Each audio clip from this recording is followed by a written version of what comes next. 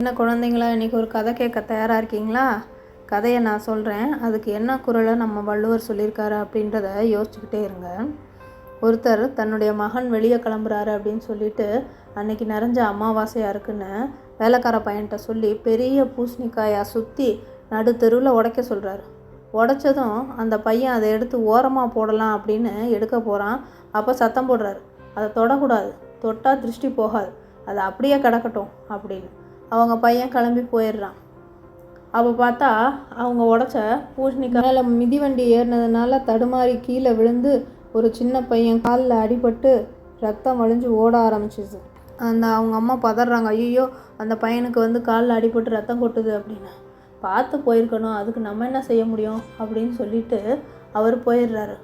காலையில் இது நடந்திருக்கு. அப்புறமா மதிய வேளையாக அவருக்கு அலைபேசியில் ஒரு அழைப்பு வருது. எடுத்து பேசுகிறாரு. சொல்லுங்கள், யார் அப்படின்னு.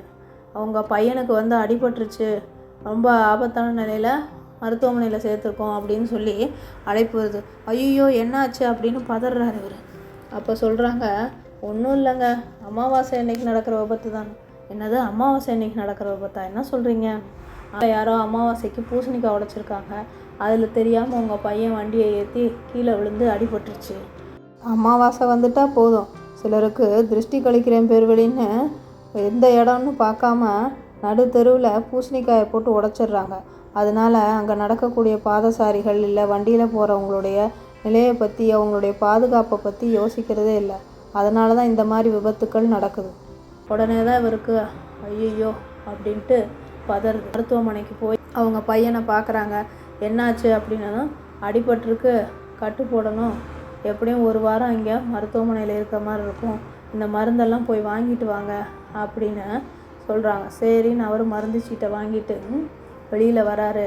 அங்கே அந்த மருத்துவமனையில் வெளியில் ஒரு போட்டிருக்க குறளை பார்த்ததும் அவருக்கு தான் செய்த தவறு சுருக்குன்னு உரைக்குது. குறள் 319 அதிகாரம் 32 இன்னா செய்யாமையில் என்ன சொல்கிறார் அப்படின்னு பார்த்தீங்கன்னா, பிறர்க்கின்னா முற்பகல் செய்யின் தமக்கின்னா பிற்பகல் தாமே வரும். பிறர்க்கின்னா முற்பகல் செய்யின் தமக்கின்னா பிற்பகல் தாமே வரும்.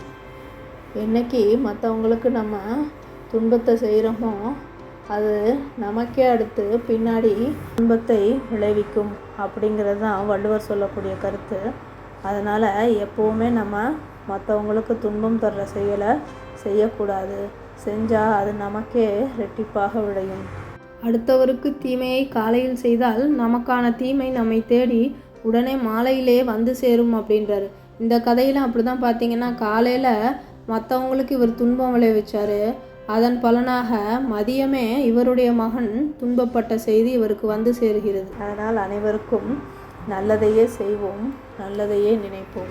அமாவாசை வரப்போகுது, அதனால் நீங்களும் தயவு செஞ்சு இந்த மாதிரி செயலை கண்டிப்பாக செய்யாதீங்க. விழிப்புணர்வோடு செயல்படுங்க. அதற்கு வள்ளுவர் கூறும் குறள் வழியில் செல்லுவோம், நாள்தோறும் ஒரு திருக்குறளை சொல்லுவோம். நன்றி. மீண்டும் வேறு ஒரு குறளுடனும் கதையுடனும் உங்களை சந்திக்கின்றேன். நான் உங்கள் திருக்குறள் தொண்டர் சிவகாமி சண்முக சுந்தரம்.